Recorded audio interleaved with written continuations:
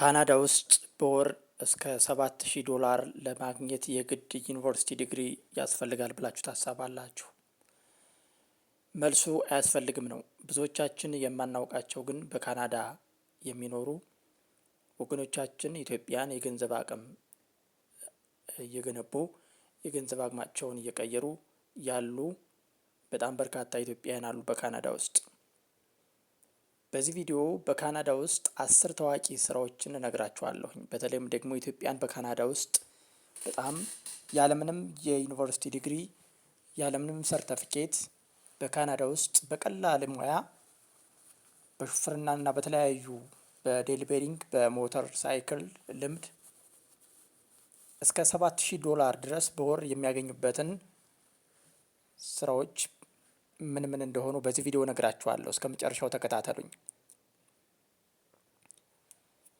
አንደኛውና የመጀመሪያው የጤና እንክብካቤ ረዳት በካናዳ ውስጥ የሕክምና ዘርፍ ሰፊ ስራ እድል ያለው በጣም ድንቅ ሙያ ነው። የጤና እንክብካቤ ረዳት መሆን ፐርሰናል ሳፖርት ወርከር ወይንም ደግሞ ሄልዝ ኬር ኤድ ይባላል በእንግሊዘኛው። በርካታ ኢትዮጵያን በነርሲንግ ሐኪሞችና በሆስፒታሎች ውስጥ በሽተኞችንና አረጋውያንን በመንከባከብ በካናዳ ውስጥ ስራ ይሰራሉ። ታዲያ በካናዳ ውስጥ የጤና እንክብካቤ ረዳት ሆነው ሲሰሩ በአማካይ ወርሃዊ ደሞዛቸው ሚኒመም ከ$3200 አካባቢ ይደርሳል። በካናዳ ደግሞ የካናዳ ዶላር አለ ለብቻው እስከ $4200 ይደርሳል ማለት ነው በካናዳ ዶላር። የአሜሪካን ዶላር ግን እስከ $3200 ድረስ ይከፈላቸዋል ማለት ነው። የሁለተኛውና ዋነኛው መግቢያ ላይ እንደነገርኋችሁ የጭነት መኪና አሽከርካሪዎች በካናዳ ውስጥ በጣም ከፍተኛ ገንዘብ የሚከፈላቸው ኢትዮጵያውያን አሉ። ታዲያ በቀላሉ የጭነት መኪና ሹፌር ከሆናችሁ የመንጃ ፍቃድ አውጥታችሁ የተወሰነ የሆነ ድርጅት ላይ ትገቡና የሆነ የመንጃ ፍቃድ የሰራችሁበትን የስራ ልምድ የተወሰነ ታጽፉና 1 አመት የሚሆን 2 አመት ወደ ካናዳ ሄዳችሁ እስከ $4500 በወር መከፈል ትችላላችሁ ማለት ነው። በካናዳ ግዛቶች መካከል ወይም እንዲሁም በካናዳ ወደ አሜሪካ የሚደረጉ የረጅም ርቀት የጭነት መኪናዎች አሉ። ከካናዳ ወደ አሜሪካ የሚጓዙ ማለት ነው። የደረቅ መኪና የጭነት መኪናዎች አሉ። ታዲያ እነዚህ መኪኖች የመኪና ንግዶችም አሉ። የመኪና ንግዶች ከአሜሪካ ወደ ካናዳ የሚሄዱ ከካናዳ ወደ አሜሪካ የሚሄዱ በጣም ከፍተኛ የአሽከርካሪዎች እጥረት ያለባቸው አካባቢዎች አሉ በካናዳ ውስጥ ማለት ነው። ስለዚህ መንጃ ፍቃድ ካላችሁ መንጃ ፍቃድ ያላችሁ ኢትዮጵያን በዛ የሚሰሩ እኔም አንድ የኔ የቅርብ ጓደኛዬ አለ። የቅርብ ጓደኛዬ ዲፖርት ተደርጎ ሊመጣ እየተጠባበቀ ማለትም ምንም አይነት ስራ ምናምን ሙያ የለውም ነበር። እዛው ላይ ጥገኝነት ጠየቀ። በጥገኝነት መልክ ከገባ በኋላ ወደ ሹፍርና ነው የገባው። ሹፍርናም ራሳቸው ናቸው ያሰለጠኑት። ስለዚህ እንደነዚህ አይነት አማራጮች አሉ። ይህን ስላችሁ በጣም ቀላል ነው እያልኋችሁ አይደለም። ለምን አንተ አልሄድክም ምናምን ልትሉም ትችላላችሁ። ነገር ግን አክሰሱ ያላችሁ ኦፖርቹኒቲው ያላችሁ እድሉ ያላችሁ ሰዎች ይህንን እድል እንድትጠቀሙበት ነው የምነግራችሁ እንጂ ማንኛውም ሰው እዛ ይሄዳል ማለት አይደለም። ምክንያቱም ጥቂት ሰዎች ናቸው ሊጠቀሙበት የሚችሉ እድሉና እንዲሁም ደግሞ አክሰሱ ያላችሁ ሰዎች እንድትጠቀሙበት በሚል ነው ይህን መረጃ እያጋራችሁ ያለሁት። ስለዚህ በካናዳ ውስጥ የመንጃ ፍቃድ ላይሰንስ ካላችሁ ከ$4500 በላይ በወር ዶላር ማለት ነው $4500 በላይ ወርሃዊ ደሞዝ እየተከፈላችሁ በካናዳ የመኪና አሽከርካሪ ሙያተኛ ልትሆኑ ትችላላችሁ ማለት ነው። ይህንን ኢንፎርም ነው የማደርጋችሁ። እኔ ይህንን ኢንፎርም ነው እያደረግኳችሁ ያለሁት እንጂ ቀላል ነው ብዬ እናንተን መሸወድም አልፈልግም። አክሰሱ ያላችሁ መሄድ ፍላጎቱ ያላችሁ ሰዎች ግን ድርጅቶችን የምታገኙባቸውን ድርጅቶችን ድረገጾችን እነግራችኋለሁኝ። በባለፈውም አስቀምጬላችኋለሁኝ። እነ ኢንድድ ካናዳ አሉ፣ እነ ጆፕ ባንክ ካናዳ። እነዚህ ድረገጾችን ተጠቀሙባቸው።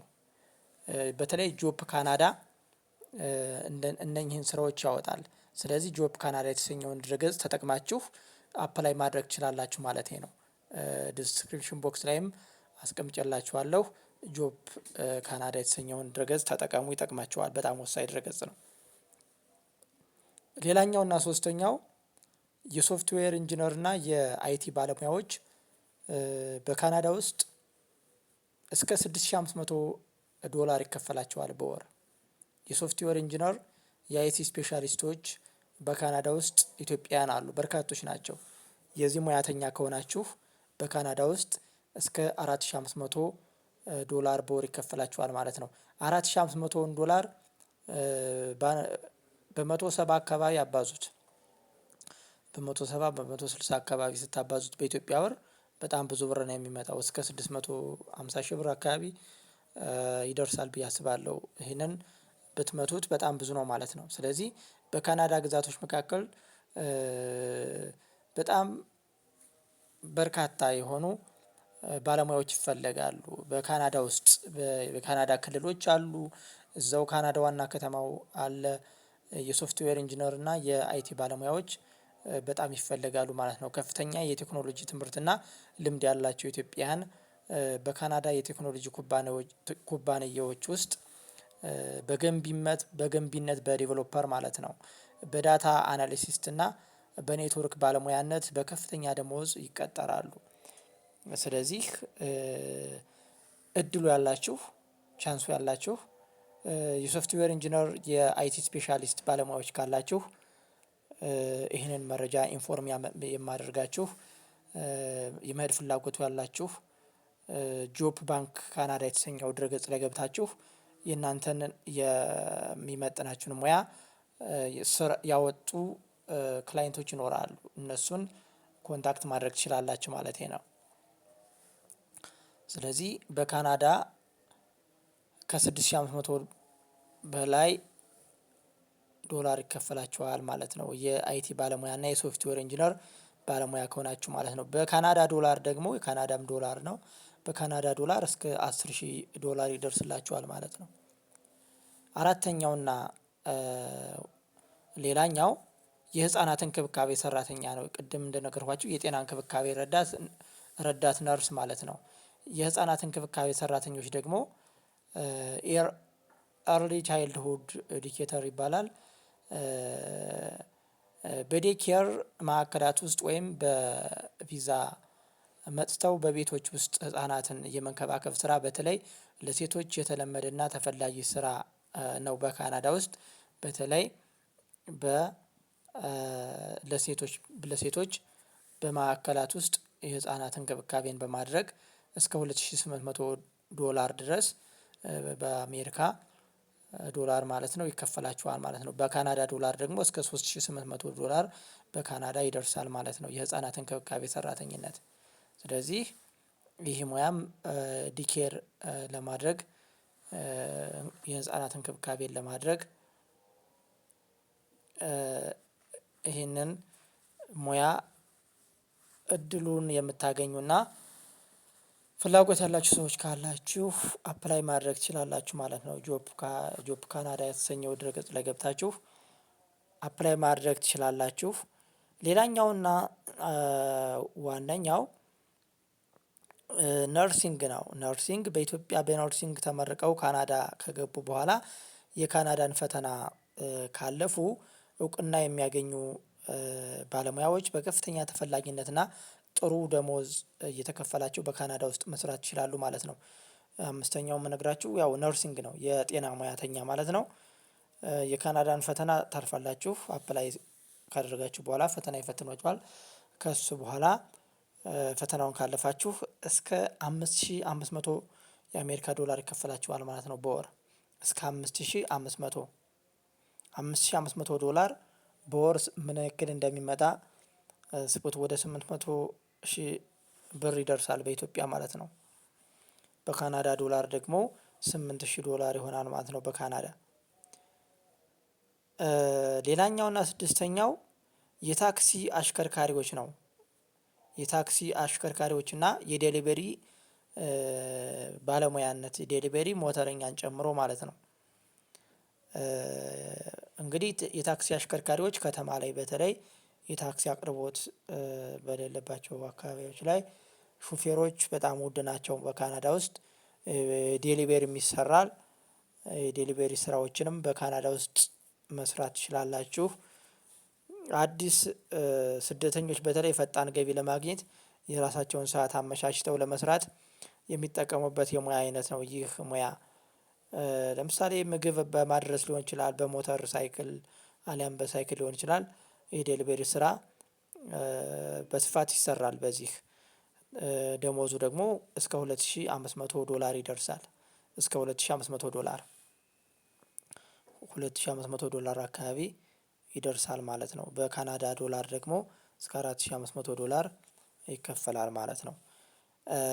በሰባተኛነት የምንመለከተው የሆቴልና የምግብ ቤት ሰራተኞች ነው፣ አስተናጋጅን ጨምሮ ማለት ነው። በተለያዩ ታዋቂ በካናዳ ካፌዎች፣ ትልልቅ ሆቴሎች ውስጥ በካናዳ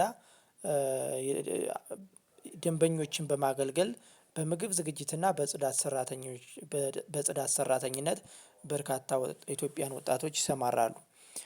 ደሞዛቸው እስከ $2400 ይደርሳል። እስከ $2400 ይከፈላቸዋል ማለት ነው። በካናዳ ዶላር ደግሞ እስከ 3500 የካናዳ ዶላር ይደርሳል ማለት ነው። የካናዳ ዶላር ምንዛሬው እንደ አሜሪካ ዶላር እኩል አይደለም። ስለዚህ በቤት ሰራተኝነት እንዲሁም ደግሞ አሁን እያየን ያለነው በሆቴል አስተናጋጅነት እና ዋና ተቆጣጣሪ ሆናችሁም ልትሰሩ ትችላላችሁ ማለት ነው በካናዳ ውስጥ። ስምንተኛ ላይ የምናገኘው የባንክ የደንበኞች አገልግሎት ሰራተኛ ነው። ከስተመር ሰርቪስ ባንክ ቴለር ማለት ነው። የተሻለ የእንግሊዝኛና የፈረንሳይኛ ቋንቋ ችሎታ ያላቸው ኢትዮጵያን ባንኮች በባንኮችና በኮል ሴንተር በጥሪ ማዕከላቶች ውስጥ በትልልቅ የገበያ ማዕከላት ውስጥ በደንበኛ አቀባይነትና በሂሳብ ሰራተኝነት በካናዳ ውስጥ ያገለግላሉ። ደሞዛቸው በአማካይ በደሞዝ መነሻ እስከ $3000 ይደርሳል። እስከ $3000 አካባቢ ይከፈላቸዋል ማለት ነው። ሚኒመም ነው እየነገርኳቸው ያለሁት።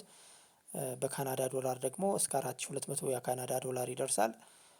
በዚህም የሚሰሩ ባንክ ቤት የሚሰሩ በጥሪ ማዕከላቶችም የሚሰሩ የኦፕሬተር ማለት ነው፣ የስልክ ኦፕሬተር ፈረንሳይኛና እንግሊዝኛ ቋንቋ በተለይ ከቻላችሁ ማለት ነው። ከዚህ ላይ በተለይ የእንግሊዝኛና የፈረንሳይኛ ቋንቋ ግዴታ ነው። ይህንን ከቻላችሁ ነው የምትቀጠሩት ማለት ነው። 9ኛው ላይ የባንክ አገልግሎቶችና እንዲሁም ደግሞ የጥሪ ማዕከላቶች ላይ ማለት ነው። የመጨረሻውና እስከ $3500 የሚያስገኘው የሙያ አይነት የግንባታና የኮንስትራክሽን ስራዎች ናቸው። አጠቃላይ ኮንስትራክሽን ላበር የሚባለው በኮንስትራክሽን ዘርፍ ቀለም ቅብ፣ አናጺነት፣ የኤሌክትሪክ እና የቧንቧ ስራ ሙያው ያላቸው ሰዎች በተለይ በበጋ ወራት ውስጥ በካናዳ በጣም ሰፊ የስራ እድል ያገኛሉ። ከፍተኛ ደሞዝም የሚከፈላቸው ናቸው ማለት ነው። እስከ $3500 ሚኒመም ይከፈላቸዋል በአሜሪካ ዶላር ማለት ነው። በአማካይ ነው እየነገርኳቸው ያለው። እስከ $3500 ይከፈላቸዋል ማለት ነው። በአሜሪካ ዶላር እስከ $3500፣ በካናዳ ዶላር ደግሞ እስከ $5500 ይከፈላቸዋል ማለት ነው። የፍቃድ ሰርተፊኬት ያላቸው ባለሙያዎች ከዚህም በላይ ሊያገኙ እንደሚችሉ ግምት ውስጥ ማስገባት ይኖርባቸዋል ማለት ነው። ምክንያቱም የኮንስትራክሽን ስራ በጣም ከባድ ስራ ነው። ልምድ ያላቸው፣ ፍቃዱ ያላቸው፣ ክህሎቱ ያላቸው ሰራተኞች ከ$3500 በላይ ይከፈላቸዋል። እስከ $4500 አካባቢ ድረስ ይደርሳል ማለት ነው። በዛሬ ቪዲዮዬ የነገርኳችሁ 10 የሚሆኑ በካናዳ ውስጥ ያለምንም የዲግሪ ሰርተፊኬት ዩኒቨርሲቲ ገብታችሁ ብዙ መስዋዕት ከፍላችሁ ከምታመጧቸው የተቀጣሪነት ደሞዝ የበለጠ በካናዳ ውስጥ በቀላሉ በሙያ በእጅ ሙያ በቀላል ሙያዎች ሚሊየነር የምትሆኑበት እድሉን ካገኛችሁ በጣም ሀብታም የምትሆንበት ስራዎች ናቸው ዛሬ የነገርኳችሁ ማለት ነው። ይህንን ስነግራችሁ እየሰከስኳችሁ አሊያም ደግሞ ቪው ለማግኘት ብዬ አይደለም። መረጃዎችን የምነግራችሁ ትክክለኛ መረጃ ነው የምነግራችሁ፣ ይጠቅሟችኋል። መጨረሻ ላይ ዲስክሪፕሽን ቦክስ ላይ ማስቀምጬላችኋለሁ ጆብ ባንክ ካናዳ ወይንም ደግሞ እንዲሁም ተጨማሪ ኢንዴድ ካናዳ የተሰኘውን ገጽ ገብታችሁ አፕላይ አድርጉ። በተለይ ጆብ ካናዳ የተሰኘውን ድረገጽ በጣም ተከታተሉት፣ ወሳኝ ድረገጽ ነው። በካናዳ ውስጥ ያሉ የስራ አይነቶችን በሙሉ ዘርዝሮ ያመጣላችኋል። አሰሪዎቹን ሁሉ እዛ ላይ ያስቀምጥላችኋል። በኢሜል እናንተ ኮንታክት ታደርጋችኋላችሁ። በእንግሊዝኛ ነው የምታወሯቸው፣ በእንግሊዝኛ ታወሯቸዋላችሁ፣ እነሱ ይመልሱላችኋል። አፕላይ ታደርጋላችሁ ማለት ነው። ስለዚህ አፕላይ ካደረጋችሁ በኋላ እነሱ ቪዛ ከላኩላችሁ ፈተና በኦንላይን ይፈትኗችኋል። እዚህ ኢትዮጵያ ውስጥ አዲስ አበባ የካናዳ ኤምባሲ ላይ ሄዳችሁ ትጨርሳላችሁ ማለት ነው። እነሱ በዛ ከጨረሳችሁ የቪዛ የተወሰነ ብር ብቻ ነው እንጂ የምትከፍሉ፣ እነሱ ሸፍነው ነው የምትሄዱት ማለት ነው ወደ ካናዳ። ወጪውን ሁሉ እነሱ ናቸው የሚሸፍኑት። ስለዚህ ምንም ነገር አያሳስብም። እድሉን ተጠቀሙበት፣ ሞክሩት። ግልጽ ያልሆነላችሁ ሀሳብ ካለ ደግሞ ኮሜንት መስጫ ሳጥኑ ላይ አስቀምጡልኝ፣ እመለከተዋለሁኝ። ጥሩ ጊዜ እመኝላችኋለሁ።